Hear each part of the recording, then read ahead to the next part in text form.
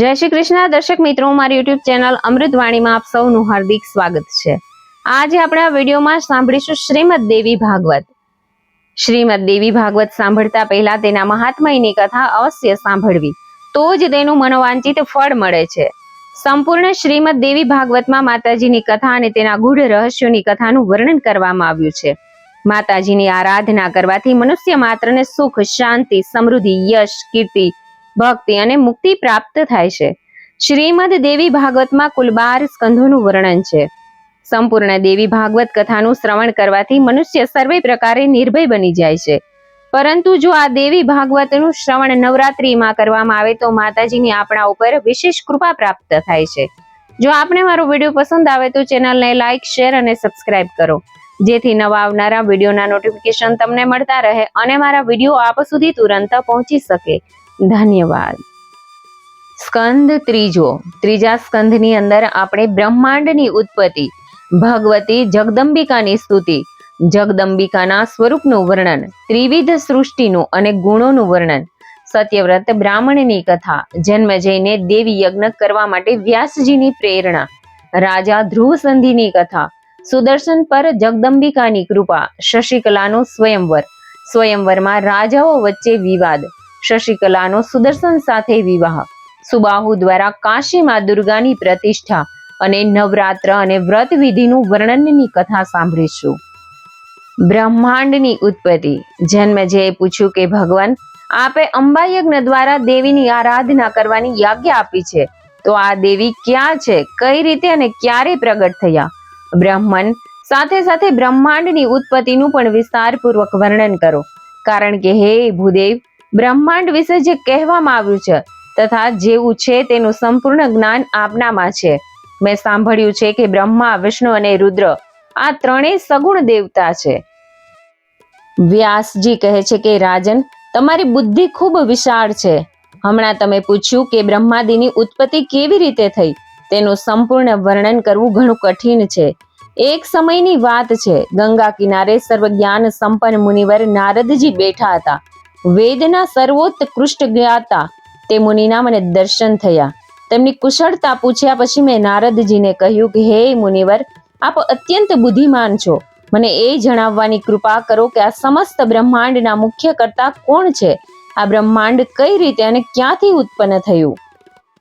કેટલાક લોકો ભગવાન શંકરને આ બ્રહ્માંડનું પરમ કારણ માનીને તેના રચયિતા કહે છે, તો બીજા કેટલાક ભગવાન વિષ્ણુને, તો કેટલાક બ્રહ્માજીને આ સૃષ્ટિનું પ્રધાન કારણ કહે છે, જ્યારે કેટલાક આચાર્યો ભવાનીને બધા જ મનોરથો પૂરા કરવા વાળી કહે છે। તે આદિ માયા, મહાશક્તિ, પરમ પુરુષ સાથે રહીને કાર્ય સિદ્ધ કરવા વાળી પ્રકૃતિ છે। બ્રહ્માની સાથે તેમનો અભેદ સંબંધ છે। તે સંપૂર્ણ વિશ્વની રાજેશ્વરી છે। સગુણ, નિર્ગુણ અને કલ્યાણમય તેમનું સ્વરૂપ છે। તે વૈષ્ણવી, શાંભવી, બ્રાહ્મી, વાસવી, વારાહી, નારસિંહી અને મહાલક્ષ્મી વગેરે અદ્ભુત નામોથી પ્રસિદ્ધ છે। તેમનાથી જ વેદો પ્રગટ્યા છે। કેટલાક શ્રેષ્ઠ મુનિઓ કહે છે કે જે નિરંજન, નિરાકાર, નિર્લેપ, નિર્ગુણ, અરૂપ અને વ્યાપક બ્રહ્મ છે, તેનાથી જગતની ઉત્પત્તિ થઈ છે। વ્યાસજી કહે છે કે તમે જે પ્રશ્ન મને પૂછ્યો છે તે જ પ્રશ્ન મેં નારદ મુનિને પૂછ્યો હતો। ત્યારે નારદજીએ કહ્યું કે વ્યાસજી, પ્રાચીન સમયની વાત છે, આવો જ સંદેહ મારા મનમાં થયો ત્યારે હું મારા પિતા બ્રહ્માજી પાસે ગયો અને અત્યારે જે પ્રશ્ન તમે મને પૂછી રહ્યા છો તે જ પ્રશ્ન મેં તેમને પૂછ્યો હતો। ત્યારે બ્રહ્માજીએ મને કહ્યું કે બેટા, હું આ પ્રશ્નનો તને શો ઉત્તર આપું? આ પ્રશ્ન અત્યંત અટપટો છે, આથી તું આ પ્રશ્નનો યથાર્થ ઉત્તર ભગવાન વિષ્ણુ પાસેથી મેળવી શકે છે। આદિકાળમાં સર્વત્ર પાણી જ પાણી હતું। સ્થાવર જંગમ જેટલા પ્રાણીઓ છે તેમાંનું કંઈ ન હતું। ત્યારે કમળમાંથી મારી ઉત્પત્તિ થઈ। હું કમળના ફૂલ ઉપર બેસીને વિચારવા લાગ્યો કે આ અપાર જળમાં હું કઈ રીતે ઉત્પન્ન થયો, મારો રક્ષક કોણ છે અને આ પ્રલયકાળમાં સૃષ્ટિનું સર્જન અને સંહાર કરનાર વિશિષ્ટ પુરુષ કોણ છે? પૃથ્વી તો ક્યાંય દેખાતી નથી, પણ આ કમળનું મૂળ કારણ, પંખ, કાદવ જ્યાં હશે ત્યાં જમીન હોવી જોઈએ। આવો વિચાર કરીને હું પાણીમાં ઉતર્યો। 1000 વર્ષ સુધી હું પૃથ્વીને શોધતો રહ્યો, છતાં મને તે પાણીનું કોઈ ઊંડાણ ન મળ્યું। એટલામાં આકાશવાણી થઈ, તપ કરો, તપ કરો। ત્યારે મેં તપસ્યા શરૂ કરી। કમળ પર બેસીને હું 1000 વર્ષ સુધી તપ કરતો રહ્યો. ફરીથી આકાશવાણી થઈ કે સૃષ્ટિ કરો. આ સાંભળીને હું આશ્ચર્યમાં પડી ગયો. મેં વિચાર્યું કે કોની સૃષ્ટિ કરું અથવા મારું કર્તવ્ય શું છે. તે સમયે મધુ અને કેટભ નામના બે ભયંકર રાક્ષસો મારી સામે આવ્યા. હું તેમનાથી ગભરાઈ ગયો. ત્યારે કમળની દાંડી પકડીને જળમાં ઉતર્યો. ત્યાં મને એક શ્રેષ્ઠ પુરુષના દર્શન થયા, જે શેષનાગની શૈયા ઉપર સૂતા હતા. શંખ, ચક્ર, ગદા અને પદ્મ, આ 4 આયુધોથી તેઓ અત્યંત શોભાયમાન લાગતા હતા. આવા શેષશાયી ભગવાન વિષ્ણુના મને દર્શન થયા. નારદજી, શેષનાગની શૈયા પર સૂતેલા ભગવાન વિષ્ણુને જોઈને મારા મનમાં ચિંતા થઈ. ત્યાં જ મને ભગવતી યોગ નિદ્રાની સ્મૃતિ થઈ. મેં તેમની સ્તુતિ કરી. ત્યારે તે કલ્યાણમયી ભગવતી શ્રી વિષ્ણુના વિગ્રહમાંથી નીકળીને અદ્ભુત રૂપ ધારણ કરીને આકાશમાં બિરાજ્યા. ત્યારે ભગવાન વિષ્ણુ તરત જાગ્યા. તેમણે 5000 વર્ષો સુધી મધુ અને કેટભ સાથે ઘોર યુદ્ધ કર્યું. ત્યારે તે દૈત્યો મર્યા. પહેલા યોગ નિદ્રાના કટાક્ષથી આ બંને દૈત્યો મોહિત થઈ ગયા. ત્યારબાદ ભગવાન વિષ્ણુએ પોતાના ખોળામાં સુવાડીને મારી નાખ્યા. હવે ત્યાં હું અને ભગવાન વિષ્ણુ અમે 2 જ હતા. ત્યારે રુદ્ર પણ પ્રગટ થયા. અમને ત્રણેયને ભગવતી આદ્યશક્તિના દર્શન થયા. ત્યારે તે આદ્યશક્તિ અમને કહેવા લાગી કે બ્રહ્મા, વિષ્ણુ અને મહેશ્વર, તમે સાવધાન થઈને તમારા કાર્યમાં લાગી જાઓ. સૃષ્ટિ, સ્થિતિ અને સંહાર, આ તમારા કાર્ય છે. બ્રહ્માજી કહે છે કે અમે ત્રણેય દેવોએ તેમને કહ્યું કે હે માતા, અમે સૃષ્ટિનું સર્જન કરવામાં કઈ રીતે સફળ થઈશું? કારણ કે પૃથ્વી તો દેખાતી જ નથી, બધું જ જળમાં ડૂબેલું છે. અમારી વાત સાંભળીને તે કલ્યાણ સ્વરૂપિણી ભગવતીનું શ્રીમુખ હાસ્યથી છલકાઈ ગયું. એટલામાં તો એક સુંદર વિમાન આકાશમાંથી ઉતર્યું. ત્યારે તે દેવી અમને આજ્ઞા આપી કે દેવતાઓ, તમે બધા ગભરાયા વગર આ વિમાનમાં બેસી જાઓ. આજે હું તમને એક અદ્ભુત દ્રશ્ય બતાવું છું. અમે તે રત્નજડિત વિમાનમાં ચડીને આરામથી બેસી ગયા. બ્રહ્માજી કહે છે કે મનની ગતિએ ઉડવા વાળું તે વિમાન એક અજાણ્યા સ્થળે ગયું. ત્યાં ફળોથી લચકતા ઘણા વૃક્ષો હતા. આગળ જતા એક સુંદર નગર જોવા મળ્યું. બીજી જ ક્ષણે અમારું આ વિમાન એક બીજા પ્રદેશમાં જઈને પહોંચ્યું. ત્યાં અમે સુંદર નંદનવન જોયું. સેંકડો અપ્સરાઓ, યક્ષ, ગંધર્વો અને વિદ્યાધરો તે પારિજાતના બગીચામાં ગાયન ગાતા ગાતા વિહાર કરતા હતા. ત્યાં દેવરાજ ઇન્દ્ર પણ હતા. તેમની પાસે તેમના પત્ની સચી પણ બેઠા હતા. સ્વર્ગના આ દ્રશ્યને જોઈને અમે આશ્ચર્યચકિત થઈ ગયા.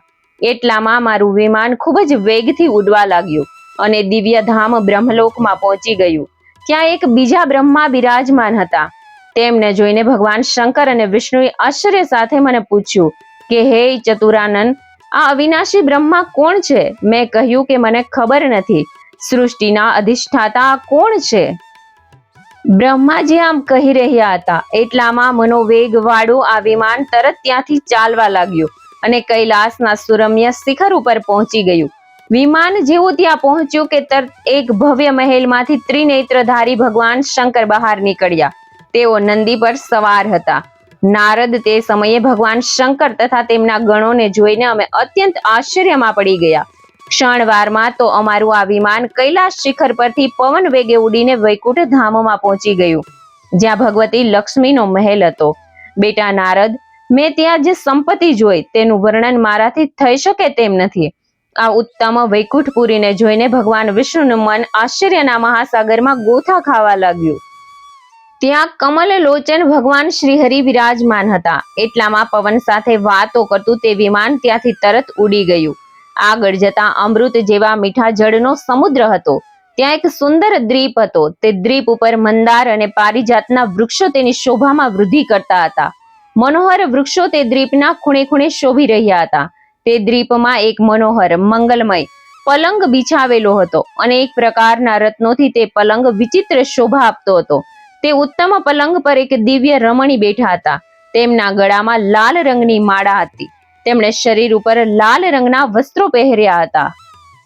તેમની કાંતિ એટલી તેજસ્વી હતી, જાણે એકી સાથે કરોડો વીજળીઓ ચમકી રહી હોય. નારદ, મેં આવી સુંદર સ્ત્રી ક્યારેય જોઈ ન હતી. તેમની પાસે અનેક સાધકો બેસીને હિરિમ મંત્રનો જપ કરતા હતા. ભુવનેશી, માહેશ્વરી વગેરે નામોને હૃદયમાં રાખીને કેટલીક દેવકન્યાઓ તેમની ચારે બાજુ બેઠી હતી. ત્યાં એક છટકોણ યંત્ર બનેલું હતું. તેના ઉપર ભગવતી ભુવનેશ્વરી બિરાજમાન હતા. તેમને જોઈને અમને બધાને અત્યંત આશ્ચર્ય થયું. અમે પરસ્પર પૂછવા લાગ્યા કે આ સુંદરી કોણ છે અને તેમનું નામ શું છે, અને અમે તેમના વિશે બિલકુલ અજાણ્યા છીએ. નારદ ત્યારે ભગવાન વિષ્ણુએ તે સુંદર હાસ્યવાળા ભગવતીને જોઈને વિવેકપૂર્વક નિશ્ચય કરી લીધો કે તેઓ ભગવતી જગદંબિકા છે. તેમણે અમને કહ્યું કે આ ભગવતી આપણા બધાના આદિ કારણ છે. આ તે જ દિવ્યાંગના છે જેમના પ્રલય કાળમાં મને દર્શન થયા હતા. ત્યારે હું બાળક રૂપમાં હતો, અને આ એ જ દેવી છે જે મને હાલરડું ગાઈને ઝુલાવતા હતા. આમને જોઈને મને પહેલાની વાત યાદ આવી ગઈ. આ આપણા બધાની જનની છે. ભગવતી જગદંબિકાની સ્તુતિ. બ્રહ્માજી કહે છે કે આ પ્રમાણે કહીને ભગવાન વિષ્ણુ બોલ્યા કે આપણે વારંવાર પ્રણામ કરીને આ ભગવતી પાસે જઈએ. અમે બધા એટલે કે હું, વિષ્ણુ અને શંકર ત્રણેય દ્વાર પાસે જઈને વિમાનમાંથી નીચે ઉતર્યા. જ્યારે દેવી અમને દરવાજા પાસે જોયા ત્યારે તે હસવા લાગ્યા અને તે જ વખતે અમને ત્રણેયને સ્ત્રી બનાવી દીધા. અમે ત્રણેય ઉત્તમ આભૂષણોથી સજ્જ સ્વરૂપવાન સ્ત્રી બની ગયા. હવે તો ખરેખર અમને પરમ આશ્ચર્ય થયું. પછી અમે તે દેવીની પાસે ચાલ્યા ગયા. અમે સ્ત્રી રૂપમાં જ હતા. અમે તે દેવીને પ્રણામ કરીને સામે બેસી ગયા. ત્યાં દેવીની હજારો સહેલીઓ બેઠી હતી. નારદ, મેં ત્યાં જે અદ્ભુત દ્રશ્ય જોયું તે હું તમને કહું છું. તમે ધ્યાન આપીને સાંભળો. ભગવતી ભુવનેશ્વરીના ચરણ કમળના જેવા કોમળ હતા. નખ સ્વચ્છ દર્પણ જેવા હતા.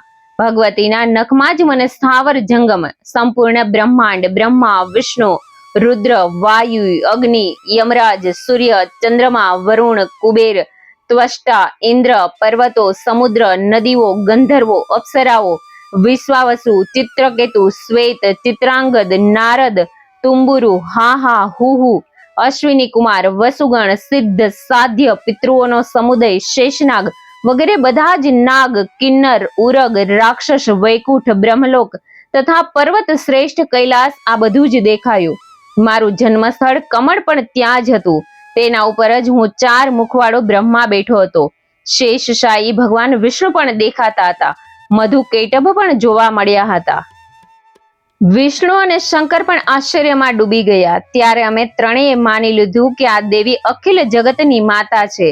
અમે તે દેવીને એકીટશે જોતા રહ્યા. ત્યાં તો 100 વર્ષનો સમય પસાર થઈ ગયો.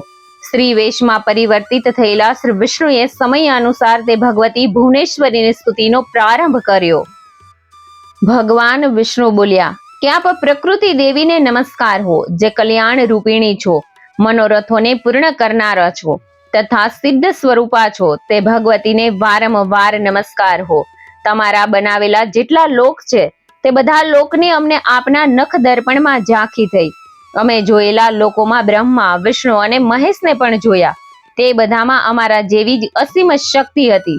હે ભગવતી, તમે બધાના માતા છો. જગતનું પાલન કરવું અને તેને બનાવી રાખવું તે આપનું સ્વાભાવિક કાર્ય છે. આપની કૃપાથી જ મારું વિષ્ણુ, બ્રહ્મા અને શંકરનું અસ્તિત્વ છે. તમે મહાવિદ્યા સ્વરૂપિણી છો.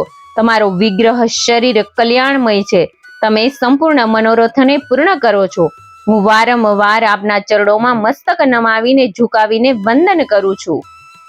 ભગવાન શંકર કહે છે કે હે દેવી, જો મહાભાગ વિષ્ણુની ઉત્પત્તિ આપનામાંથી જ થઈ છે તો તેમના પછી ઉત્પન્ન થનાર બ્રહ્મા પણ આપના જ બાળક થયા અને મને ઉત્પન્ન કરનાર તમે જ છો. હે શિવે, સંપૂર્ણ જગતને ઉત્પન્ન કરવામાં તમે અત્યંત ચતુર છો. હે માં, પૃથ્વી, જળ, પવન, આકાશ, અગ્નિ, જ્ઞાનેન્દ્રિયો, કર્મેન્દ્રિયો, બુદ્ધિ, મન અને અહંકાર આ બધું તમે જ છો. આ ચરાચર જગતને તમે જ બનાવો છો. હે માં, બ્રહ્મા, વિષ્ણુ અને મહેશના રૂપમાં તમે જ આ જગતની રચના કરો છો. તેથી સંપૂર્ણ ચરાચર જગત તમારું જ રૂપ છે. અમે તો ફક્ત નિયમ અનુસાર કાર્યમાં તત્પર રહીએ છીએ. બ્રહ્માજી કહે છે કે અદ્ભુત તેજસ્વી ભગવાન શંકરે આ પ્રમાણે સ્તુતિ કરવાથી ભગવતી જગદંબિકાએ નરવાણ મંત્રનું સ્પષ્ટ ઉચ્ચારણ કર્યું. તે સાંભળીને મહાદેવજીને અત્યંત આનંદ થયો. ભગવતીના ચરણોમાં મસ્તક ઝુકાવીને તેઓ ત્યાં જ બેસી ગયા. હું પણ મહામાયા જગદંબિકાના ચરણોમાં પડ્યો. તેમણે કહ્યું કે હે માં, તમે અખિલ જગતને ઉત્પન્ન કરવાવાળા શુદ્ધ સ્વરૂપા છો. હે ભવાની, તમે એક છો, આદ્ય શક્તિ છો, સંપૂર્ણ સ્વતંત્ર. વેદોએ તમને આ રીતે વર્ણવ્યા છે. હે માતા, તમારા સંપર્કથી જ હું બ્રહ્મા સૃષ્ટિનું સર્જન કરવામાં, વિષ્ણુ પાલન કરવામાં અને શંકર સંહાર કરવામાં કુશળ છે. જો આજે આપનાથી અલગ થઈ જઈએ તો અમારી બધાની શક્તિ કુંઠિત થઈ જશે. વેદ કહે છે કે એકમેવા દ્વિતીયમ બ્રહ્મ છે. તો આપ સ્વયં છો કે બીજો કોઈ પુરુષ છે? મારા આ સંદેહને દૂર કરવાની કૃપા કરો. કોઈ મહાન પુણ્યના પ્રભાવથી જ આપના ચરણોની સેવા મને પ્રાપ્ત થઈ છે. તમે સ્ત્રી છો અથવા પુરુષ, આ રહસ્ય પણ મને વિસ્તારથી કહેવાની કૃપા કરો. જગદંબિકાના સ્વરૂપનું વર્ણન. બ્રહ્માજી કહે છે કે આ પ્રમાણે મેં ભગવતી જગદંબિકાને વિનયપૂર્વક પૂછ્યું. ત્યારે તેઓ મધુર વાણીમાં મને કહેવા લાગ્યા, હું અને બ્રહ્મ એક જ છીએ. મારામાં અને આ બ્રહ્મમાં ક્યારેય કિંચિત માત્ર પણ ભેદ નથી. જે તે છે તે હું છું અને જે હું છું તે છે. બુદ્ધિના ભ્રમને કારણે ભેદ દેખાય છે. બ્રહ્માજી, આ બધા સંસારમાં વ્યાપક રૂપે હું જ રહેલી છું. બધા દેવતાઓમાં હું જ જુદા જુદા નામથી જાણીતી છું. ગૌરી, બ્રાહ્મી, રૌદ્રી, વારાહી, વૈષ્ણવી, શિવા, વારુણી, કૌબીરી, નારસિંહી અને વાસવી, આ બધા જ મારા રૂપ છે. બ્રહ્માજી, મારી શક્તિ ખસી જવાથી બધા જ પ્રાણીઓ નિષ્પ્રાણ થઈ જાય છે. આ શક્તિને તમે તમારી પત્ની બનાવો. તે સદા પ્રસન્ન રહેનારી અને અતિ સુંદર છે. તે મહા સરસ્વતીના નામથી પ્રસિદ્ધ થશે. આ તમારી પ્રિય પત્નીને મારી જ વિભૂતિ સમજીને તેની સાથે આદરથી વ્યવહાર કરજો. હવે તમે તમારી આ સ્ત્રી સાથે તરત સત્યલોકમાં પધારી મહત્વનો ઉપયોગ કરીને 4 પ્રકારના જીવોની સૃષ્ટિ કરવામાં પ્રવૃત્ત થઈ જાઓ. જ્યારે પણ તમારી સામે કોઈ મુશ્કેલી આવશે ત્યારે આ વિષ્ણુ પૃથ્વી ઉપર અવતાર લેશે. ક્યારેક પશુ યોનિમાં તો ક્યારેક મનુષ્ય યોનિમાં અવતાર લઈ દાનવોનો સંહાર કરશે. મહાબળી શંકર પણ તમારી સહાયતામાં રહેશે. જ્યારે પણ દેવતાઓ પર દૈત્યનો ભય ઉત્પન્ન થશે ત્યારે મારી શક્તિઓ વારાહી, વૈષ્ણવી, ગૌરી, નારસિંહી, શિવા જેવી અનેક રૂપે પ્રગટ થશે અને તેઓ દૈત્યોનો સંહાર કરશે. બ્રહ્માજી, બીજ અને ધ્યાન સહિત આ 9 અક્ષરોનો નવાર્ણ મંત્ર છે. તેનો હંમેશા જપ કરતા રહો અને તમારા કાર્યમાં પ્રવૃત્ત થઈ જાઓ. આ મંત્રને સર્વશ્રેષ્ઠ માની હંમેશા હૃદયમાં રાખવો જોઈએ. બ્રહ્માજી કહે છે કે આ પ્રમાણે મને યાજ્ઞા આપી ભગવતીએ ભગવાન વિષ્ણુને કહ્યું, હવે તમે પણ મને મુગ્ધ કરવા વાળી આ મહાલક્ષ્મીને લઈને પધારો. આ કલ્યાણી સર્વેના મનોરથો પૂર્ણ કરનાર શક્તિ છે. હવે તમે લક્ષ્મી નારાયણ તરીકે ઓળખાશો. તમે ત્રણે મુખ્ય દેવતાઓ સાથે મળીને પ્રેમપૂર્વક યજ્ઞ ભાગ ગ્રહણ કરજો. તમે બ્રહ્મા અને શંકર ત્રણેય દેવતાઓ મારા પ્રભાવથી પ્રગટ થયા છો. તેથી તમે બધા દેવતાઓમાં શ્રેષ્ઠ અને સન્માનીય રહેશો. જે અજ્ઞાની જનો તમારા ત્રણેયમાં ભેદ બુદ્ધિ રાખશે તેઓ નરકના અધિકારી બનશે. ત્યારબાદ દેવી મહાભાગ શંકરજીને મધુર વાણીમાં કહેવા લાગ્યા કે શંકર, મનને મુગ્ધ કરવા વાળી આ મહાકાળી ગૌરી નામથી પ્રસિદ્ધ છે. તમે આને પત્ની રૂપે સ્વીકાર કરો અને કૈલાસની રચના કરીને ત્યાં રહો. તમારી લીલામાં સત્વ ગુણ અને રજો ગુણ ગૌણ રૂપે રહેશે અને તમો ગુણ પ્રધાન બનશે. તમે રજોગુણી અને તમોગુણી બનીને અસુરોનો સંહાર કરવાનું કાર્ય આરંભ કરો. મેં તમને સૃષ્ટિની ઉત્પત્તિની વાત સંક્ષેપમાં કહી છે.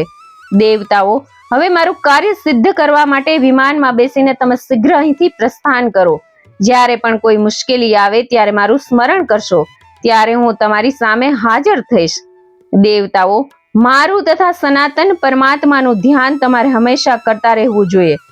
અમારા બંનેના સ્મરણથી તમારા તમામ કાર્ય સફળ થશે, તેમાં કોઈ શંકા નથી. બ્રહ્માજી કહે છે કે આ પ્રમાણે કહીને ભગવતી જગદંબિકાએ અમને વિદાય આપી. યાત્રા દરમિયાન અમે વિમાનમાં બેઠા અને તે જ ક્ષણે તે દ્વીપ, તે દેવી અને તે સુધાક્ષાગર બધું અદૃશ્ય થઈ ગયું. માત્ર વિમાન જ દેખાવા લાગ્યું. બીજું બધું અદૃશ્ય હતું. તે વિમાન અત્યંત વિશાળ હતું. તેમાં બેસીને અમે કમળ પાસે પહોંચ્યા, જ્યાં માત્ર પાણી જ પાણી હતું. જ્યાં મધુ અને કૈટભ નામના 2 અજય દાનવો શ્રીહરિની સાથે કાળનો કોળિયો બની ગયા હતા. ત્રિવિધ સૃષ્ટિનું તથા ગુણો વગેરેનું વર્ણન. નારદજીએ કહ્યું કે પિતાશ્રી, આપ દેવતાઓના પણ આરાધ્ય દેવ છો. ત્રણેય ગુણોનું જે સ્વરૂપ છે તેને હું વિસ્તારપૂર્વક સમજવા ઈચ્છું છું. બ્રહ્માજીએ કહ્યું કે હે નિષ્પાપ નારદ, ત્રણેય અહંકારોની ત્રણ શક્તિઓ છે. તે જ્ઞાન શક્તિ, ક્રિયા શક્તિ અને અર્થ શક્તિના નામે પ્રસિદ્ધ છે. નારદ, હવે તે ત્રણેય શક્તિઓના કાર્યનું નિરૂપણ કરું છું. તામસી દ્રવ્ય શક્તિથી શબ્દ, સ્પર્શ, રૂપ, રસ અને ગંધ આ 5 તન્માત્રાઓ ઉત્પન્ન થાય છે. આકાશનો ગુણ શબ્દ, વાયુનો સ્પર્શ, અગ્નિનો રૂપ, જળનો રસ અને પૃથ્વીનો ગુણ ગંધ છે. દિવ્ય શક્તિથી સંબંધ રાખનારા આ 10નો સમુદાય એકઠો થઈને જ્યારે પ્રગટ થાય છે ત્યારે તેને તામસ અહંકારથી ઉત્પન્ન સૃષ્ટિ કહેવાય છે. સાત્વિક અહંકારથી સંબંધ રાખનાર જે જ્ઞાન શક્તિ છે તેમાંથી દિશા, વાયુ, સૂર્ય, વરુણ, અશ્વિની કુમાર 5 જ્ઞાનેન્દ્રિયોના 5 અધિષ્ઠાતા દેવતા તથા બુદ્ધિ વગેરે અંતઃકરણના અધિષ્ઠાતા ચંદ્રમા, બ્રહ્મા, રુદ્ર અને ચોથો ક્ષેત્રજ્ઞ તથા મન સહિત 15ની ઉત્પત્તિ થાય છે. સાત્વિક અહંકારની આ સૃષ્ટિ સાત્વિક સૃષ્ટિ કહેવાય છે. પૃથ્વીના આ 5 ગુણો છે શબ્દ, સ્પર્શ, રૂપ, રસ અને ગંધ. આ પ્રમાણે બધા ગુણોના મિશ્રણથી બ્રહ્માંડની ઉત્પત્તિ થાય છે. આ બધા જીવ મળીને બ્રહ્માંડને સ્થિર રાખે છે. 84 લાખ પ્રાણી કહેવાય છે. હે નારદ, કામ, ક્રોધ, લોભ, મોહ, તૃષ્ણા, દ્વેષ, રાગ, મદ, અસૂયા, ઈર્ષા વગેરે આ બધા શરીરના વિકાર છે. જ્યાં સુધી તે બહાર નીકળતા નથી ત્યાં સુધી મનુષ્ય ધાર્મિક બની શકતો નથી. તીર્થયાત્રા કરવા છતાં પણ જો આ વિકારો છૂટે નહીં તો તે તીર્થયાત્રા માત્ર શ્રમ બની જાય છે. નારદ, જ્યારે સત્વગુણની વૃદ્ધિ થાય છે ત્યારે મનમાં ધાર્મિક ભાવનાઓ જન્મે છે અને રજોગુણ તથા તમોગુણથી ઉત્પન્ન કોઈ બહારનો વિષય ચિત્ત ઉપર અસર કરી શકતો નથી. રજોગુણની વૃદ્ધિ થાય ત્યારે મનુષ્ય સાત્વિક સનાતન ધર્મનો ત્યાગ કરીને અન્ય ધર્મોની ઉપાસના કરવા લાગે છે. રાજસી શ્રદ્ધા વધવાને કારણે માણસની ધન ઈચ્છા, ભોગ ઈચ્છા વધે છે. જ્યારે તમોગુણ વધી જાય છે ત્યારે વેદમાં, ધર્મશાસ્ત્રમાં મનુષ્યને વિશ્વાસ રહેતો નથી. તામસી શ્રદ્ધાને લીધે તે ધનનો દુરુપયોગ કરે છે. તે બધી જગ્યાએ વેરના બીજ વાવે છે. આ બધા ગુણો એકબીજાના આશ્રયે રહે છે. રજોગુણના મિથુનથી સત્વગુણ, સત્વગુણના મિથુનથી રજોગુણ અને તમોગુણના મિથુનથી સત્વગુણ અને રજોગુણ આ બંને ઉત્પન્ન થાય છે એવું કહેવાય છે. વ્યાસજી કહે છે કે રાજન, મારા પૂછવાથી નારદજીએ આ બધો પ્રસંગ મને વિસ્તારપૂર્વક સમજાવ્યો. ખરેખર જેનાથી આ બધો સંસાર વ્યાપ્ત છે તે જ પરમ શક્તિની આરાધના કરવી જોઈએ. કાર્ય ભેદથી તે જ શક્તિ ક્યારેક સગુણ અને ક્યારેક નિર્ગુણ ભાવથી બિરાજમાન થઈ જાય છે. તમે તેમનું ભજન પૂજન કરો. તે જ મહાકાલી, મહાલક્ષ્મી અને મહાસરસ્વતી છે. તે જ સંપૂર્ણ પ્રાણીઓની અધિષ્ઠાત્રી છે. પ્રસંગોપાત અસ્પષ્ટ નામ ઉચ્ચારણ કરવા છતાં તે મનોકામના પૂર્ણ કરે છે. વનમાં વાઘ વગેરે હિંસક જાનવરોને જોઈને ભયથી ત્રસ્ત લોકોના આ પ્રમાણે અનુસ્વાર સહિત નામ જપ કરવાથી પણ મનોરથ પૂર્ણ થાય છે. રાજન, આ સંબંધમાં સત્યવ્રત બ્રાહ્મણનો દાખલો પ્રત્યક્ષ છે. સત્યવ્રત નામનો એક મહામૂર્ખ અભણ બ્રાહ્મણ હતો. તે કોઈકના મુખેથી સાંભળીને પ્રસંગવશ નામ જપ કર્યો હતો. નામ જપમાં અનુસ્વારનું ઉચ્ચારણ એને કર્યું ન હતું. એ માત્ર એટલો જ ઉચ્ચાર કર્યો, છતાં પણ એક મોટો વિદ્વાન બની ગયો. એકારના ઉચ્ચારણથી દેવી ભગવતી તેના ઉપર પ્રસન્ન થયા. દયાપૂર્ણ તે ભગવતી પરમેશ્વરીએ તે બ્રાહ્મણને કવિરાજ બનાવી દીધો હતો. સત્યવ્રત બ્રાહ્મણની કથા. જન્મેજયે પૂછ્યું કે તે દ્વિજ શ્રેષ્ઠ બ્રાહ્મણ કોણ હતો? ભગવતી આટલાથી જ કઈ રીતે પ્રસન્ન થઈ ગયા? હે મુનિ, મનને મુગ્ધ કરવા વાળી આ કથા વિસ્તારપૂર્વક કહેવાની કૃપા કરો. સુતજી કહે છે કે આ પ્રમાણે જન્મેજય રાજાના પૂછવાથી વ્યાસજી પરમ ઉદાર, પવિત્ર અને મધુર વચનથી કહેવા લાગ્યા. વ્યાસજીએ કહ્યું કે રાજન, આ પુરાણ સંબંધી પાવન કથા હું તમને કહું છું, તમે ધ્યાનપૂર્વક સાંભળો. એક સમયની વાત છે. હું પવિત્ર તીર્થોમાં ફરતો ફરતો પુણ્યભૂમિ નૈમિષારણ્યમાં પહોંચી ગયો. ત્યાં ઘણા મુનિઓ બિરાજમાન હતા. તે સમયે ત્યાં કથાનો આરંભ થઈ રહ્યો હતો. જમદગ્નિએ સામે બેસીને મુનિઓને આ પ્રમાણે પૂછ્યું. મુનિઓ, કોની ઉપાસના કરવી જોઈએ? કયા દેવતા ઈચ્છિત ફળ આપવા વાળા છે? આ પ્રમાણે મુનિવર જમદગ્નિના પૂછવાથી લોમસજીએ કહ્યું કે જમદગ્નિ, તમે આજે પ્રશ્ન કર્યો છે તે સંબંધમાં હવે હું કહું છું તે તમે સાંભળો. બધા જ કલ્યાણ વાંચુ મનુષ્યોએ મહાશક્તિની ઉપાસના કરવી જોઈએ. ઉપાસના કરવાથી તરત તે વરદાન આપવા તૈયાર થઈ જાય છે. મુનિવરો, એક પરમ પાવન કથા કહું છું, તે તમે સાંભળો. એક અક્ષરનું ઉચ્ચારણ કરવાથી જ કઈ રીતે એક બ્રાહ્મણને મોક્ષ પ્રાપ્તિ થઈ હતી. કૌશલ દેશમાં દેવદત્ત નામથી પ્રસિદ્ધ કોઈ એક બ્રાહ્મણ રહેતો હતો. પુત્ર પ્રાપ્તિ માટે તેણે વિધિપૂર્વક પુત્રેષ્ટિ યજ્ઞનો પ્રારંભ કર્યો. આ યજ્ઞમાં સામવેદનું ગાન કરનાર મુનિવર ગોભીલ ઉદ્ગાતા બનીને 7 સ્વરોની સાથે રથંતર મંત્રનું ઉચ્ચારણ કરી રહ્યા હતા. મંત્રગાન તરિત્વજ્ઞાનથી થતું હતું. વારંવાર શ્વાસ લેવાથી મંત્રોચ્ચાર વખતે તેમનો સ્વર તૂટતા દેવદત્ત ક્રોધમાં આવી ગોભીલ મુનિને કહેવા લાગ્યા કે મુનિવર, તમે અત્યંત મૂર્ખ છો. હું પુત્ર પ્રાપ્ત કરવા માટે યજ્ઞ કરી રહ્યો છું. તમે અમારા યજ્ઞમાં સ્વરહીન મંત્રનો ઉચ્ચાર કર્યો. આ સાંભળી ગોભીલ મુનિને અત્યંત ક્રોધ આવ્યો. તેમણે દેવદત્તને કહ્યું, તમે શબ્દ શૂન્ય પ્રચંડ મૂર્ખ પુત્ર પ્રાપ્ત થાઓ. સાથે સાથે તમારો એ પુત્ર શઠ થશે. મહામતી દરેકના શરીરમાં શ્વાસની ક્રિયા ચાલતી રહે છે. તેના પર કોઈનો વશ નથી. તેથી સ્વર ભંગ થયો હોય તો તેમાં મારો કોઈ દોષ નથી, જેના કારણે તમે મને આવા કડવા વચનો કહી રહ્યા છો.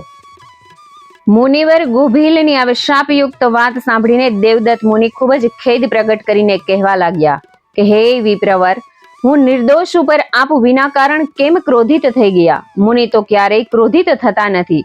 મારા નાના સરખા અપરાધ બદલ આપે મને શાપ આપી દીધો. હું પ્રથમ પુત્રના અભાવે દુઃખી હતો. તેના પર આપે મને અત્યંત દુઃખના દરિયામાં ધકેલી દીધો.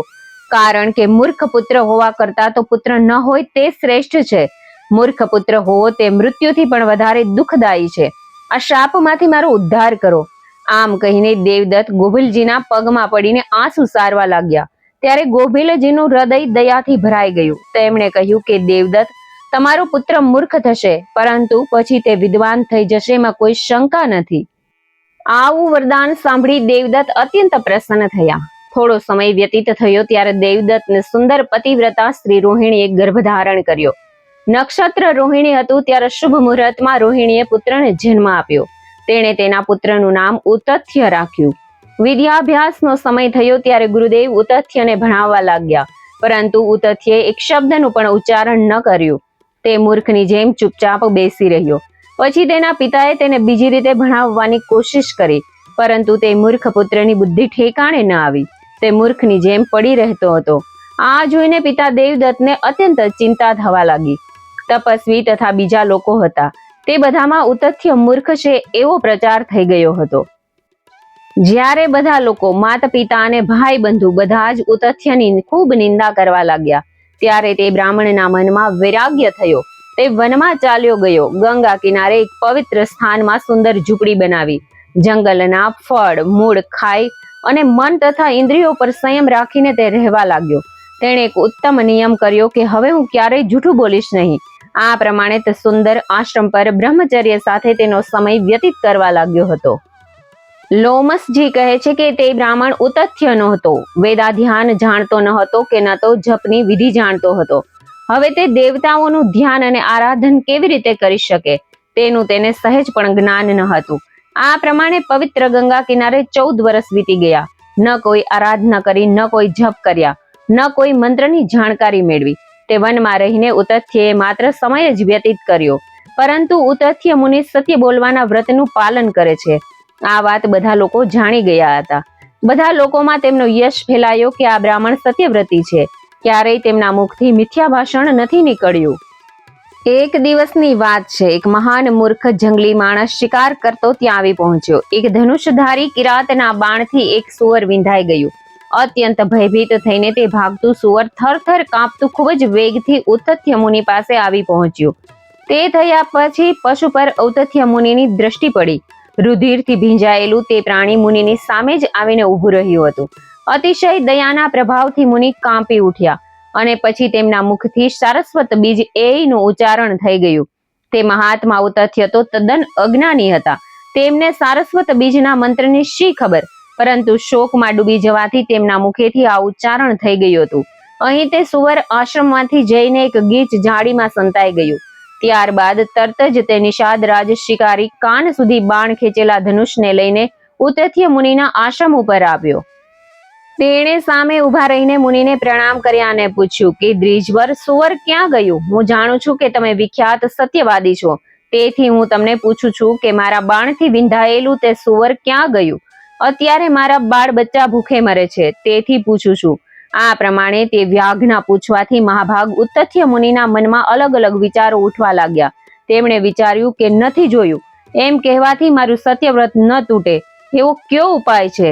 પરંતુ સત્ય હોય કે અસત્ય, હું એવું કઈ રીતે કહી દઉં કે બાણથી વિંધાયેલું સુવર આ બાજુ ગયું છે? અક્ષુધાતુર વ્યાઘ તો પૂછી જ રહ્યો છે, તો તેને જોતા જ તે મારી નાખશે. આ ધર્મ સંકટમાં પડેલા ઉતથ્ય વિચાર કરવા લાગ્યા, પરંતુ કોઈ નિર્ણય ઉપર આવી શક્યા નહીં. જ્યારે ઉતથ્યએ બાણથી વિંધાયેલા સુવરને જોયું ત્યારે તેના મુખમાંથી એ શબ્દ નીકળ્યો હતો. એ ભગવતીનો વ્યાઘ બીજ મંત્ર છે. તેથી તે મંત્રને સાંભળીને ભગવતી પ્રસન્ન થઈ ગયા અને તેમણે ઉતથ્યને અલભ્ય વિદ્યા પ્રાપ્ત કરી. ભગવતીના વ્યાઘ બીજ મંત્રનું ઉચ્ચારણ કરવાથી મુનિને બધી વિદ્યાઓનું જ્ઞાન થઈ ગયું. તે એક મહાન કવિ બની ગયા. તેમણે ધનુષ્ય બાણ લઈને સામે ઉભેલા શિકારીને એક શ્લોક કહ્યો કે વ્યાઘ, જોવાવાળી જે આંખ છે તે બોલતી નથી અને જે વાણી બોલે છે તેણે જોયું નથી. પછી તું તારું કાર્ય સાધવાના ઉત્સાહમાં આવીને મને કેમ વારંવાર શું પૂછી રહ્યો છે? મુનિવર ઉતથ્યએ આ પ્રમાણે કહ્યું એટલે પશુઘાતી શિકારી ત્યાંથી ચાલ્યો ગયો. હવે તે જ ઉતથ્ય વાલ્મીકીજીની જેમ એક પ્રચંડ વિદ્વાન થયા. સમસ્ત ભૂમંડળમાં તે સત્યવ્રતના નામથી પ્રસિદ્ધ થયા. ત્યાર પછી સારસ્વત બીજ મંત્ર એના મંત્રથી વિધિવત જપ કર્યા. તેથી જગતમાં તેમની વિદ્વતાનો પ્રકાશ ચારે બાજુ ફેલાઈ ગયો. જે પિતાએ ઉતથ્યનો ત્યાગ કર્યો હતો તે આશ્રમ પર ગયા અને અત્યંત આદરપૂર્વક મુનિ ઉતથ્યને પોતાની પાસે ઘરે લાવ્યા. તેથી હે રાજન, તે આદ્યશક્તિ ભગવતી જગદંબિકાની ભક્તિપૂર્વક ઉપાસના કરવી જોઈએ. વ્યાસજી કહે છે કે રાજન, નૈમિષારણ્યના ક્ષેત્રમાં મુનિ સમાજ બેઠો હતો. તે સમયે લોમસજીના મુખેથી ભગવતીનું આ ઉત્તમ મહાત્મય મેં સાંભળ્યું હતું. જન્મજયને દેવી યજ્ઞ કરવા માટે વ્યાસજીની પ્રેરણા. રાજા જન્મજયે કહ્યું કે હે પ્રભુ, આપ મને ભગવતી જગદંબિકાના અનુષ્ઠાનની સંપૂર્ણ વિધિ બતાવવાની કૃપા કરો. વ્યાસજી કહે છે કે રાજન સાંભળો, હું ભગવતીના યજ્ઞનું સવિધિ વર્ણન કરું છું. અનુષ્ઠાન વિધિથી આ યજ્ઞ 3 પ્રકારના છે: સાત્વિક, રાજસિક અને તામસિક. ઋષિ મુનિઓ માટે સાત્વિક, રાજાઓ માટે રાજસિક અને અસુરો માટે તામસ યજ્ઞ હોય છે. જ્ઞાની અને વૈરાગી માટે જ્ઞાનમય યજ્ઞ કહ્યો છે. રાજન, જો દ્રવ્ય શુદ્ધિ, ક્રિયા શુદ્ધિ અને મંત્ર શુદ્ધિ યજ્ઞ કરવામાં આવે તો તેનું પૂર્ણ ફળ પ્રાપ્ત થાય છે. અન્યાયથી મેળવેલા દ્રવ્ય દ્વારા જે પુણ્ય કાર્ય કરવામાં આવે છે તે ન તો આ લોકમાં કીર્તિ અપાવી શકે છે, ન તો પરલોકમાં તેનાથી કોઈ ફળ મળે છે. હે રાજેન્દ્ર, તમારા સામેની વાત છે. પાંડવોએ સર્વોત્તમ રાજસૂય યજ્ઞ કર્યો હતો. યજ્ઞની સમાપ્તિ વખતે અઢળક દક્ષિણાઓ આપવામાં આવી હતી. તે યજ્ઞમાં યદુશ્રેષ્ઠ ભગવાન શ્રી કૃષ્ણ સ્વયં પધાર્યા હતા. છતાં પાંડવોએ અત્યંત કઠોર વનવાસ જેવા દુઃખ ભોગવવા પડ્યા હતા. પાંચાલીને પણ વિપત્તિ વેઠવી પડી હતી. જુગારમાં પાંડવો હારી ગયા. બોલો, યજ્ઞનું ફળ ક્યાં ગયું? કર્મશીલ વિદ્વાનોએ ઘણું કરીને કર્મને જ પ્રધાન ગણાવ્યું છે. તેઓ કહે છે કે કર્તાના, મંત્રના અને દ્રવ્યના ભેદથી વિપરીત ફળ પ્રાપ્ત થાય છે. પ્રાચીન કાળની વાત છે, જ્યારે રાજા દશરથને એક પણ સંતાન નહોતું, ત્યારે તેમણે પુત્ર કામેષ્ટિ યજ્ઞ કર્યો હતો. તેનાથી તેમને 4 પુત્રો થયા. આમ વિધિપૂર્વક ક્રિયા કરવાથી યજ્ઞ સર્વથા સિદ્ધિ પ્રાપ્ત કરાવે છે. રાજન, પાંડવોના યજ્ઞમાં કોઈને કોઈ અનુચિત કાર્ય થઈ ગયું હશે, તેથી તેમને વિપરીત પરિણામ સ્વરૂપે દુઃખો ભોગવવા પડ્યા હતા. મહારાજ, સાત્વિક યજ્ઞ તો અત્યંત દુર્લભ છે. વાનપ્રસ્થી મુનિઓ જ આવા યજ્ઞો કરી શકે છે. રાજન, જે તપસ્યામાં તત્પર રહેવા વાળા મુનિઓ દરરોજ સાત્વિક ભોજન કરે છે, જંગલમાં પાકેલા ફળ જ ગ્રહણ કરે છે, યજ્ઞમાં પશુનો બલિ આપતા નથી, તેમના યજ્ઞમાં શ્રદ્ધા વિશેષ હોય છે, તેવા જ યજ્ઞોને પરમ સાત્વિક કહ્યા છે.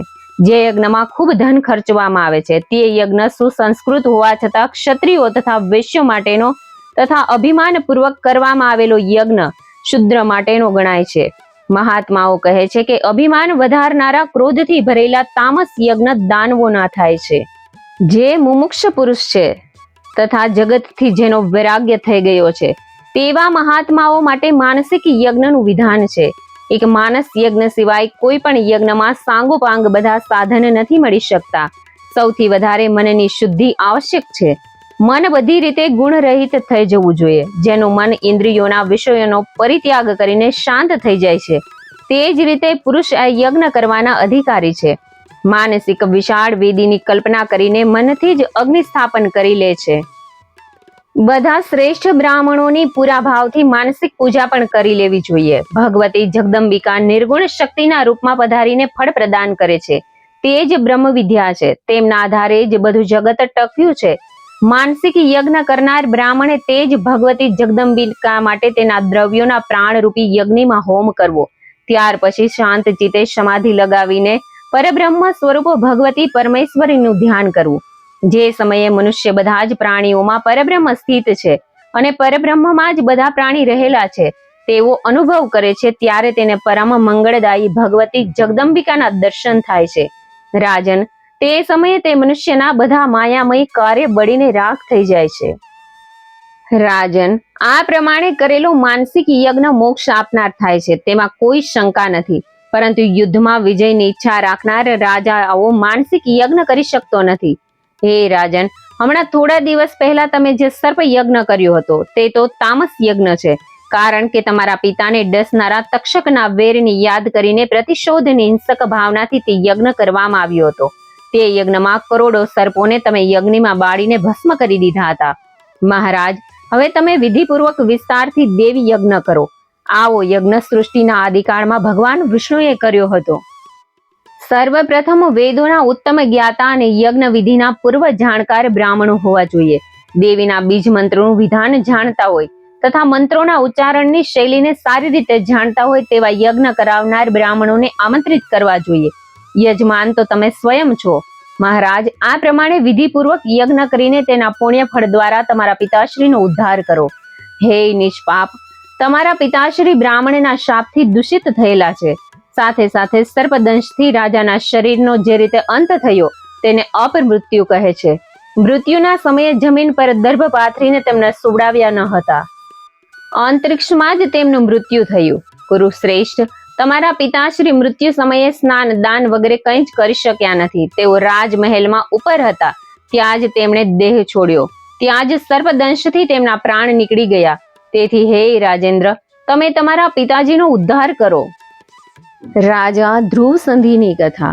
રાજા જન્મેજયે કહ્યું કે દ્વિજવર, હે બ્રાહ્મણ શ્રેષ્ઠ, હવે આપ મને ભગવતીનો મહિમા વિસ્તારથી કહેવાની કૃપા કરો. વિપ્રવર, દેવીનું ચરિત્ર સાંભળ્યા પછી હું તેમનો ઉત્તમ યજ્ઞ જરૂર કરીશ. વ્યાસજી કહે છે કે રાજન, દેવીનું ઉત્તમ ચરિત્ર હું તમને કહું છું. એક પ્રાચીન ઇતિહાસ વિસ્તારથી સાંભળો.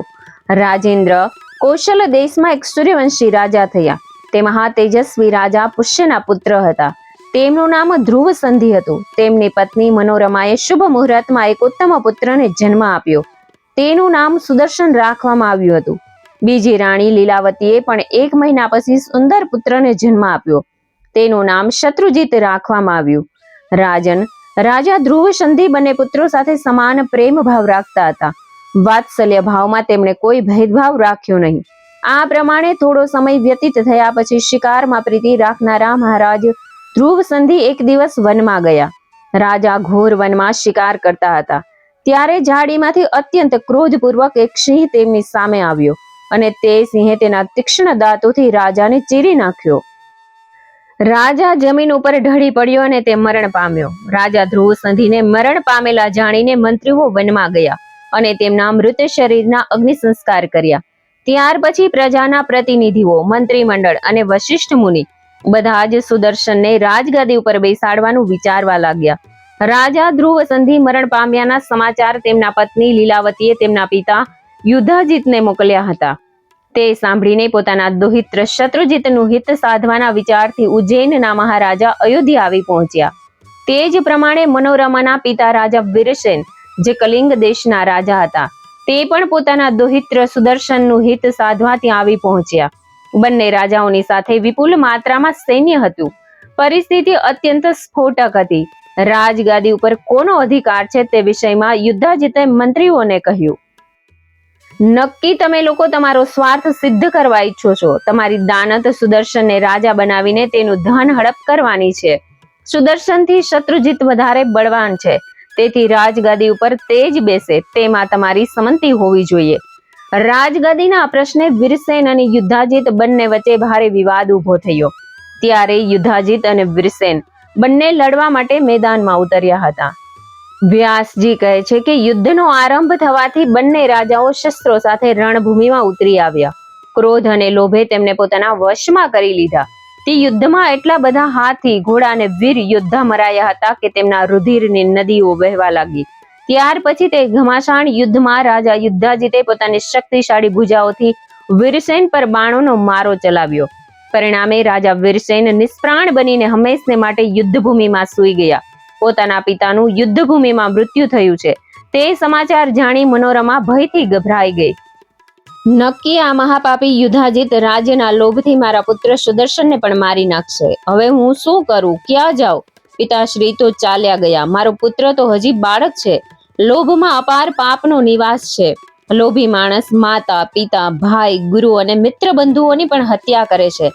મનોરમા વિચારે છે કે હવે આ નગરમાં કોઈ સમર્થ પુરુષ રહ્યા નથી કે મારી સહાયતા કરે, જેના વિશ્વાસે હું મારું બાળકનું પાલન પોષણ કરી શકું. જો પાપી યુદ્ધાજીત મારા પુત્રને મારી નાખશે તો પછી હવે હું શું કરીશ? મારી શોક લીલાવતી તો પહેલેથી મારી સાથે વેર રાખે છે. એવું સાંભળ્યું છે કે આવી દાજને કારણે ઇન્દ્રએ તેની ઓરમાન માતા દીતિના ગર્ભસ્થ બાળકના 7 ટુકડા કર્યા હતા. તે જ 49 વાયુ આજે પણ સ્વર્ગમાં બિરાજમાન છે. મેં એવું પણ સાંભળ્યું છે કે પૂર્વકાળમાં એક રાણીએ શોકનો ગર્વ નષ્ટ કરવા માટે તેને ભોજનમાં ઝેર આપ્યું હતું.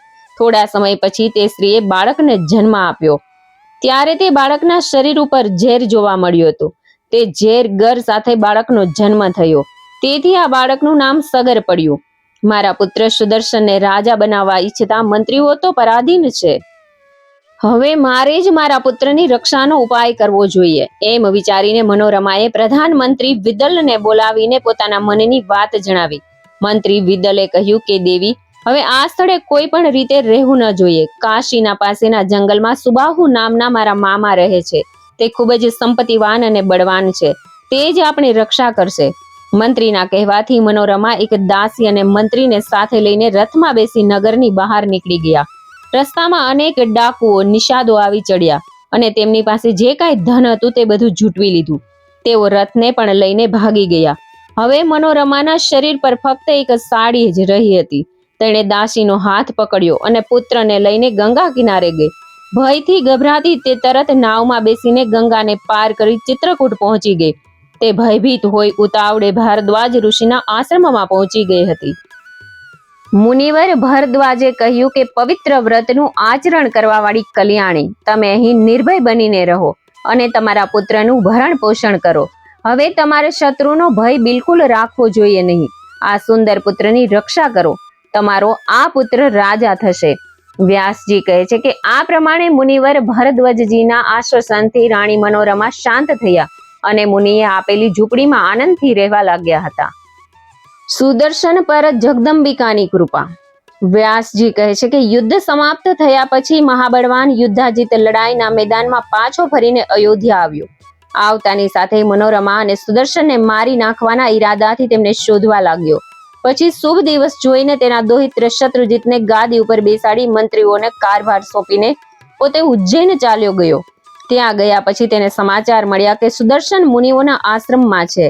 તેથી તેને મારવા માટે દુષ્ટ યુદ્ધાજીત દુર્દર્શ નામના એક નિષાદ રાજને આગળ કરી ચિત્રકૂટ જવા રવાના થયા. મનોરમાને ખબર પડી કે આ યુદ્ધાજીત સેના સાથે આવી રહ્યો છે. ત્યારે તેને ખૂબ જ દુઃખ થયું.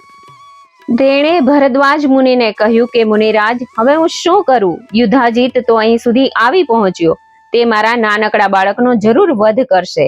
ભરદ્વાજ મુનિએ મનોરમાને સાંત્વનમાં આપ્યું અને પછી તે રાજા યુદ્ધાજીત પાસે ગયા અને તેમને પોતાના નગરમાં પાછા વળવાનું કહ્યું.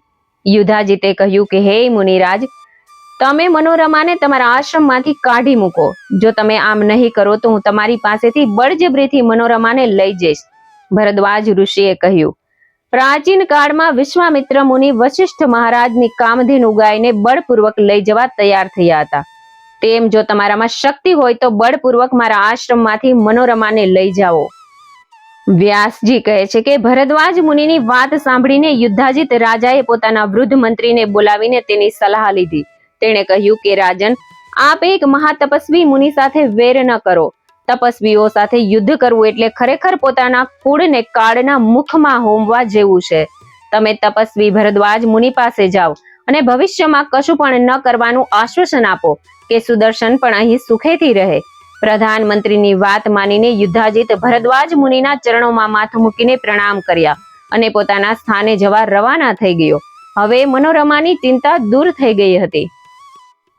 વ્યાસજી કહે છે કે સમય પસાર થતો ગયો. જ્યારે તે બાળક સુદર્શન થોડો મોટો થયો ત્યારે તે ઋષિઓની સાથે રમત ગમતમાં સામેલ થવા લાગ્યો.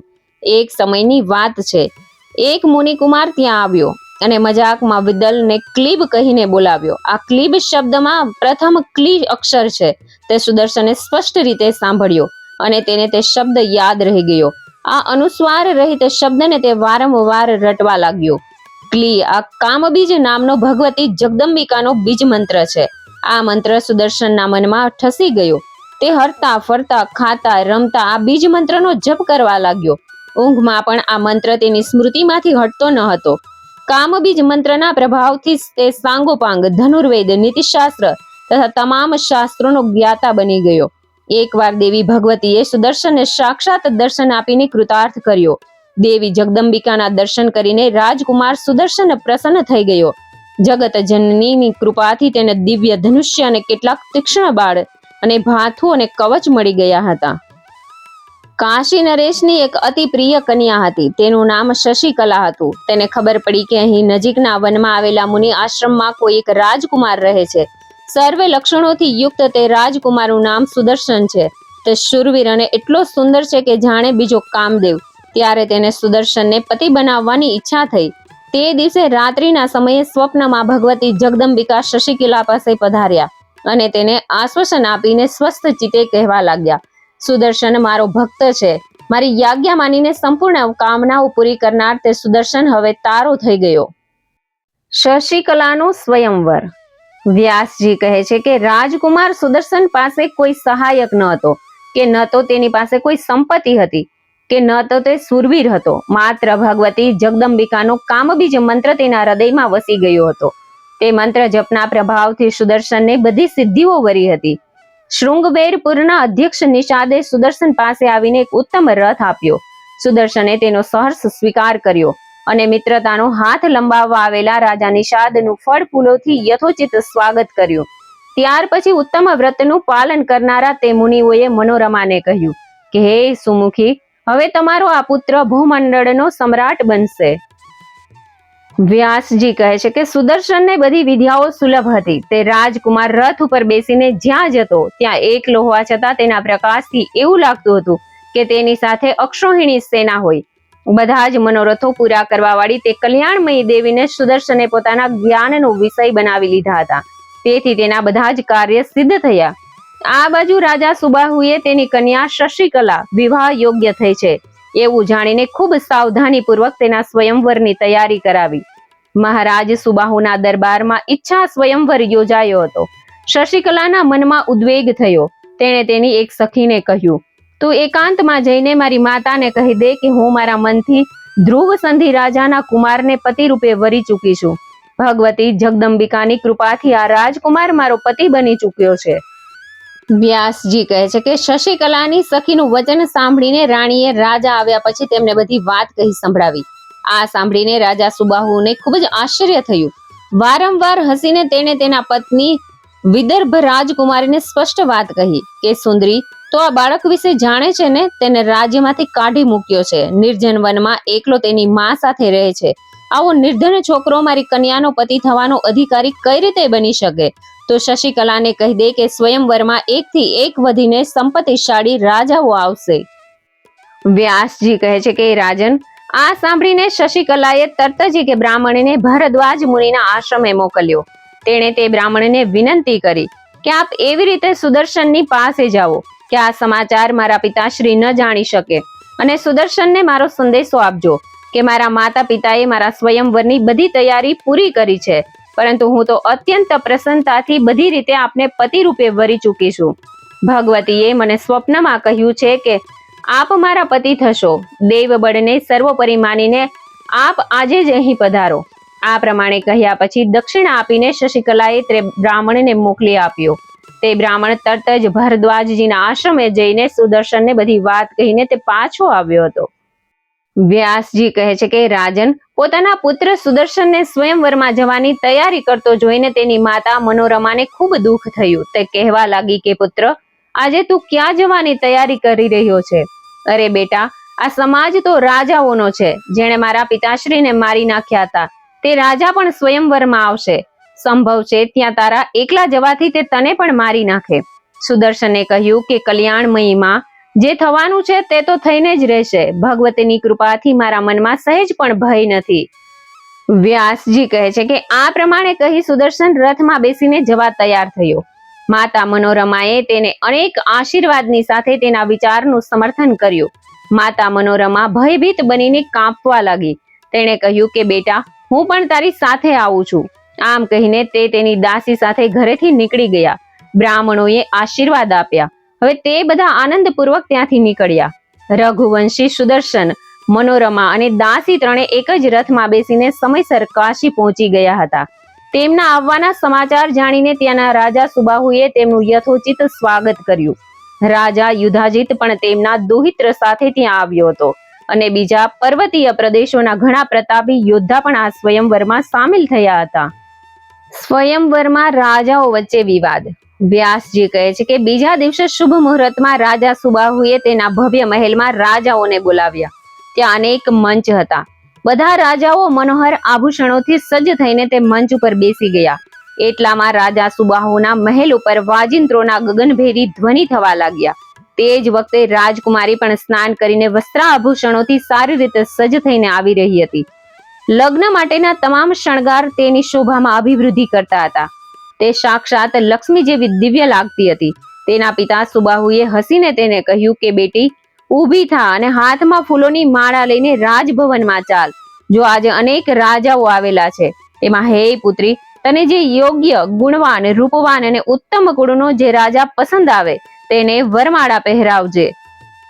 શશિકલા બોલી, પિતાશ્રી, મારો એ નિશ્ચય છે કે હું સ્વયંવરમાં બેઠેલા રાજાઓની સામે નહીં જોઉં. તે બધા કામદેવના જીવતા જાગતા પુતળા જેવા રાજાઓની સામે બીજી સ્ત્રીઓ ભલે જાય. જો આપ મારું કલ્યાણ ઈચ્છતા હો તો કોઈ સારા દિવસે લગ્ન વિધિથી સુદર્શનના હાથમાં મારો હાથ સોંપી દો. વ્યાસજી કહે છે કે રાજન, શશિકલાની વાત સાંભળીને સુબાહુ રાજાને ચિંતા થઈ. જો અવસર પર હું તેમને કહું કે કન્યા સ્વયંવરમાં આવવાની ના પાડે છે તો તે દુષ્ટ બુદ્ધિના રાજાઓ મને મારી નાખશે. આ પ્રમાણે ચિંતા કરીને તથા મનમાં ને મનમાં કંઈ વિચારીને રાજા સુબાહુ મંચ પર બેઠેલા રાજાઓ પાસે ગયા અને બધાને પ્રણામ કરીને ખૂબ નમ્રતાપૂર્વક કહેવા લાગ્યો કે હે મહાન અનુભવ રાજવીઓ, હું શું કરું? મારી પુત્રી સ્વયંવરમાં આવતી નથી. હું આપ સૌ રાજાઓનો સેવક છું. હું આપના ચરણોમાં માથું મૂકું છું. હવે આપ પૂજનનો સ્વીકાર કરી પોતપોતાના સ્થળે જવાની કૃપા કરો. હું આપ લોકોનો કૃપાપાત્ર છું. હું બધી રીતે આપનો સેવક છું. હવે આપે મારી આ કન્યાને આપની પુત્રી ગણવી જોઈએ. વ્યાસજી કહે છે કે મહારાજ, સુબાહુની વાત સાંભળીને ઘણા રાજા તો મૌન થઈ ગયા, પરંતુ યુધાજીતની આંખો ક્રોધથી લાલ થઈ ગઈ.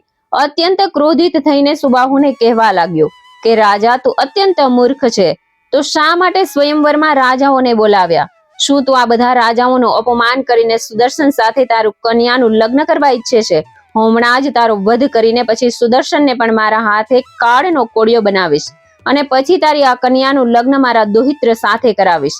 રાજેન્દ્ર, તું તારી કન્યાને તેની દાસીઓ સાથે સ્વયંવરમાં લઈ આવ. તારી કન્યા સુદર્શનને છોડીને બીજા કોઈ રાજાને વરસે તો મારો તારી સાથે કોઈ વિવાદ નહીં રહે, કારણ કે આ બધા રાજાઓ શ્રેષ્ઠ કુળના અને મહાન શક્તિશાળી છે. માટે હે રાજેન્દ્ર, તું જા અને કાર્યને પૂરું કર. ગજા બહારના વિવાદમાં પડવું યોગ્ય નથી.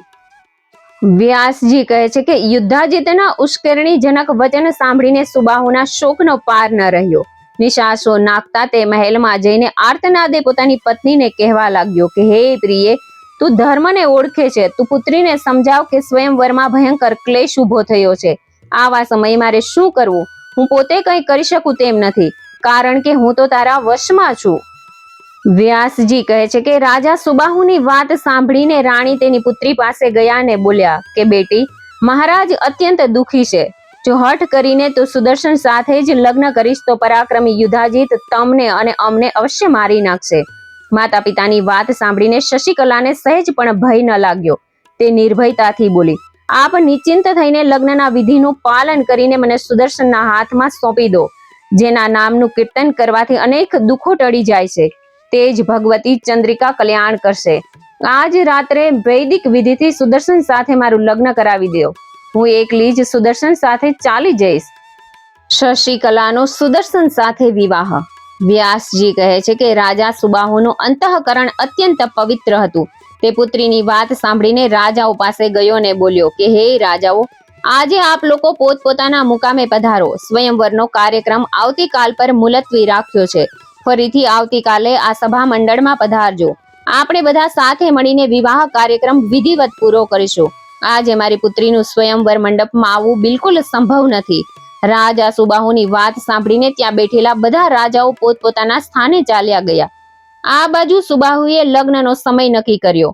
અંતઃપુરમાં જ ગુપ્ત સ્થાને મંડપ બનાવી તેમાં શશિકલાને બોલાવી વેદના પારંગત બ્રાહ્મણોની સાથે લગ્ન કાર્ય કરાવવા લાગ્યા. પોતાની કન્યા શશિકલાના શાસ્ત્રોક્ત વિધિ પ્રમાણે સુદર્શન સાથે લગ્ન કરાવી આપ્યા હતા. જ્યારે રાજાઓને ખબર પડી કે શશિકલાનું લગ્ન થઈ ગયું, ત્યારે તેમનો ક્રોધાગ્નિ ભભૂકી ઉઠ્યો. તે નગરની બહાર નીકળીને કહેવા લાગ્યા, સુદર્શન ખરેખર રાજકુમારી માટે યોગ્ય નથી. અમે આજે જ તે કલંકી રાજા સુબાહુ અને સુદર્શનને મારીને રાજલક્ષ્મી સહિત શશિકલાને છીનવી લઈએ. શંખ, નગારા અને ભેરી વગેરે યુદ્ધ વાજિંત્રો વાગવા લાગ્યા. શત્રુજીત તેના સૈન્ય બળ સાથે સુદર્શનને મારવા માટે હાજર થયો. તેનો માતામહ નાનો યુધાજીત આગળ વધીને સુદર્શનની પાસે પહોંચી ગયો. શત્રુજીત સુદર્શનનો નાનો ભાઈ હતો, છતાં સુદર્શનને મારવા માટે યુધાજીતની પાસે પહોંચી ગયો. ક્રોધાવેશમાં આવીને આ ત્રણે એકબીજા ઉપર પ્રહાર કરવા લાગ્યા. ભયંકર યુદ્ધ શરૂ થયું. તરત જ કાશી નરેશ મહારાજ સુબાહુ પણ તેમના જમાઈ સુદર્શનની રક્ષા કરવા માટે મોટી સેના લઈને ત્યાં પહોંચી ગયા હતા. ભયંકર યુદ્ધ થવા લાગ્યું. ત્યાં તો એકાએક સિંહ ઉપર બિરાજમાન ભગવતી દુર્ગા સાક્ષાત પ્રગટ થઈ ગયા. તેમના હાથોમાં જાત જાતના દિવ્ય આયુધો ધારણ કર્યા હતા. તેમણે દિવ્ય વસ્ત્રો અને આભૂષણો પહેર્યા હતા. દેવી ભગવતીને જોઈને બધા રાજાઓ આશ્ચર્યચકિત થઈ ગયા અને પરસ્પર કહેવા લાગ્યા કે આ સિંહ ઉપર બેઠેલા દેવી કોણ છે અને ક્યાંથી પ્રગટ થયા. સુદર્શને ભગવતીના દર્શન કરીને મહારાજ સુબાહુને કહ્યું કે રાજન, જુઓ આ દેવી ભગવતી મારા ઉપર અનુગ્રહ કરવા અહીં પધાર્યા છે. ત્યારે યુધાજીત અત્યંત ક્રોધ કરીને તેના પક્ષમાં રાજાઓને કહેવા લાગ્યો, અરે તમે ભયથી ગભરાઈને કેમ ઊભા છો? રાજકુમારીની સાથે આ સુદર્શનને પણ મારી નાખો. આ નિર્બળ છોકરાએ અમારા બળવાન રાજાઓનું અપમાન કર્યું છે અને હવે તે કન્યાને લઈને નિર્ભયતાથી જઈ રહ્યો છે. સિંહ ઉપર બેઠેલી એક સ્ત્રી જોઈને તમે શું ગભરાઈ ગયા? ત્યારે ભગવતી દુર્ગા ક્રોધિત થયા. તેમણે યુધાજીતને લક્ષ્ય બનાવીને બાણ છોડવા માંડ્યા. તે વખતે ભગવતી જગદંબા અનેક સ્વરૂપોમાં બિરાજમાન હતા. તેમના હાથોમાં અનેક આયુધો હતા. અત્યંત ભયંકર યુદ્ધ શરૂ થયું. થોડી જ પળોમાં યુધાજીત અને શત્રુજીત પોતાના રથમાંથી નીચે પડી ગયા અને તેમની જીવન લીલા આટોપાઈ ગઈ. પછી દુઃખ દૂર કરવા વાળી ભગવતી દુર્ગાને પ્રસન્ન કરવા માટે મહારાજ સુબાહુ તેમની સ્તુતિ કરવા લાગ્યા હતા. સુબાહુ બોલ્યા, જગતને ધારણ કરવા વાળા દેવી, તમને નમસ્કાર હો. ભગવતી શિવાને નિરંતર નમસ્કાર હો. માતા, આપ આપના ભક્તને જન્મ મરણ વગેરેના ભયમાંથી મુક્ત કરવામાં સમર્થ છો. પછી લૌકિક મનોરથો પૂરા કરવા એ કઈ મોટી વાત છે? વ્યાસજી કહે છે કે આ પ્રમાણે સ્તુતિ કરવાથી કલ્યાણ સ્વરૂપિણી ભગવતી જગદંબા પ્રસન્ન થયા અને રાજા સુબાહુને કહ્યું કે હે સુવ્રત, વરદાન માંગ. સુબાહુ દ્વારા કાશીમાં દુર્ગાની પ્રતિષ્ઠા. વ્યાસજી કહે છે કે તે સમયે ભગવતી જગદંબિકાના વચન સાંભળીને મહારાજ સુબાહુ ભક્તિભાવથી ગદગદ થઈને કહેવા લાગ્યા કે એક બાજુ ભૂલોક અને દેવલોકનું રાજ મૂકવામાં આવે અને બીજી બાજુ આપના પુણ્ય દર્શન, તો તે રાજ્ય આપના દર્શનની તુલના ક્યારેય કરી શકશે નહીં. હે દેવી, હું શું વરદાન માંગુ? આપ તો દયાના સાગર છો. આ કાશીપુરી જ્યાં સુધી આ પૃથ્વી પર રહે ત્યાં સુધી આપ આ નગરીને છોડશો નહીં. બસ મને આ વરદાન આપવાની કૃપા કરો. ભગવતી દુર્ગાએ કહ્યું કે રાજન, કાશીપુરીમાં મારો કાયમ નિવાસ રહેશે. વ્યાસજી કહે છે કે ત્યાર પછી સુદર્શન દેવીની સામે આવી આનંદપૂર્વક સ્તુતિ કરવા લાગ્યો. સુદર્શનની પ્રાર્થના સાંભળીને દેવીએ કહ્યું કે હે મહાભાગ, તો અયોધ્યા જઈ કુળની મર્યાદા પ્રમાણે રાજ્ય કર અને હંમેશા મને યાદ રાખી કાળજીપૂર્વક મારી પૂજા કરજે. આમ કહી ભગવતી દુર્ગા અંતર્ધ્યાન થઈ ગયા. સુદર્શને તે વખતે અત્યંત દીન ભાવે ખૂબ જ વિસ્તારથી ભગવતીની સ્તુતિ કરી હતી. વ્યાસજી કહે છે કે અયોધ્યા પહોંચીને સર્વપ્રથમ મહારાજ સુદર્શન તેના મિત્રો સાથે રાજભવનમાં ગયા. ત્યાં શત્રુજીતની માતા જે શોકાકુળ હતા તેમને પ્રણામ કરીને સુદર્શને કહ્યું કે તમારો પુત્ર શત્રુજીત અને પિતા યુધાજીત યુદ્ધમાં મારે હાથે મરાયા નથી. તે બંને યુદ્ધભૂમિમાં આવ્યા કે તરત ભગવતી દુર્ગાએ તેમના પ્રાણ લઈ લીધા. તેમાં મારો કોઈ દોષ નથી. જે થવાનું હતું તે થઈને જ રહે છે. હવે તમારે તમારા મરી ગયેલા પુત્રનો શોક ન કરવો જોઈએ. હે માતા, હું આપનો સેવક છું. જેમ મનોરમા મારા માતા છે તેમ તમે પણ છો. વ્યાસજી કહે છે કે સુદર્શનની વાત સાંભળીને લીલાવતી શરમાઈ ગયા. તે સુદર્શનને કહેવા લાગી કે પુત્ર, હું અપરાધી છું. મારા પિતા યુધાજીતે મને શરમજનક સ્થિતિમાં મૂકી દીધી હતી. મારા પિતા અને મારો પુત્ર તેમના કર્મના ફળ રૂપે મૃત્યુના મુખમાં ગયા છે. તેમાં તારો કોઈ દોષ નથી. ઓરમાન માતા લીલાવતીના વચન સાંભળીને રાજકુમાર સુદર્શને તેમને વંદન કર્યા. ત્યાર પછી તેઓ પોતાના મહેલમાં ચાલ્યા ગયા, જ્યાં પહેલેથી જ મનોરમા જઈને બેસી ગઈ હતી. સુદર્શને દેવી ભગવતી માટે સોનાનું અતિ સુંદર સિંહાસન બનાવીને તેમાં દેવીને પધરાવ્યા અને કહ્યું કે હું તમારી હંમેશા પૂજા કરીશ. દેવી ભગવતી ધર્મ, અર્થ, કામ અને મોક્ષ ચારેય પદાર્થ પ્રદાન કરે છે. સુદર્શને અનેક શિલ્પીઓને બોલાવીને મંદિર તૈયાર કરાવ્યું અને ભગવતીની સુંદર પ્રતિમા બનાવડાવીને શુભ દિવસે શુભ મુહૂર્તમાં દેવીની વિધિપૂર્વક દેવીની સ્થાપના કરી. ત્યારથી કૌશલ દેશમાં જગદંબિકાનો નિત્ય નિવાસ છે. મહારાજ સુબાહુએ પણ કાશીમાં ભગવતી દુર્ગાની શ્રેષ્ઠ પ્રતિમા બનાવડાવીને ભક્તિપૂર્વક મંદિરમાં સ્થાપિત કર્યા. બધા લોકો પ્રેમ અને ભક્તિમાં તરબોળ થઈને વિધિ સાથે ભગવતી દુર્ગાની પૂજા કરવા ચાલ્યા ગયા. નવરાત્ર વ્રત વિધિનું વર્ણન.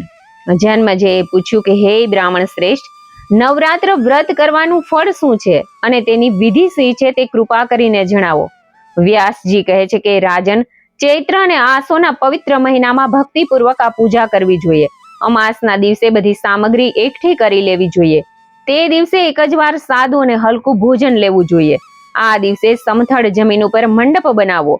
તેમાં ધૂળી, માટી અને છાણથી લીપીને મધ્ય ભાગમાં 4 હાથ લાંબી, પહોળી અને 1 હાથ ઊંચી સમથળ વેદી બનાવવી જોઈએ. તે વેદી ઉપર ચંદરવો અને ચારે બાજુ તોરણો બાંધીને તેને શણગારવી. પાદ્ય, અર્ધ્ય અને આચમન વગેરે દ્વારા બ્રાહ્મણોનું પૂજન કરવું. પોતાની શક્તિ પ્રમાણે આ બ્રાહ્મણોને વસ્ત્રો, આભૂષણો આપવા. વૈભવ હોય તો કૃપણતા કરવી નહીં, કારણ કે બ્રાહ્મણોને સંતુષ્ટ કરવાથી કાર્ય સિદ્ધ થાય છે. દેવીના પાઠ કરવા માટે 9, 5, 3 અથવા 1 બ્રાહ્મણનું વરણ કરવું.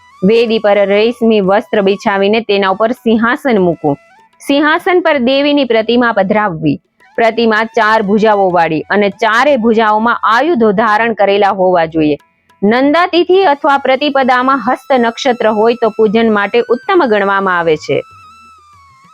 હે રાજન, પ્રથમ દિવસે વિધિપૂર્વક કરેલા પૂજનથી મનુષ્યની મનોકામના પૂરી કરે છે. માટે ત્રિકોણ કુંડ બનાવવો જોઈએ અથવા ત્રિકોણ વેદી પણ બનાવી શકાય. દરરોજ સુંદર અને વિવિધ પ્રકારના દ્રવ્યોથી સવાર, બપોર, સાંજે દેવી ભગવતીની પૂજા કરવી અને 9 દિવસ જમીન ઉપર જ સૂવું. કુમારિકાઓની પૂજા કરી વસ્ત્રાભૂષણ આપવા અને તેમને સ્વાદિષ્ટ ભોજન કરાવવું.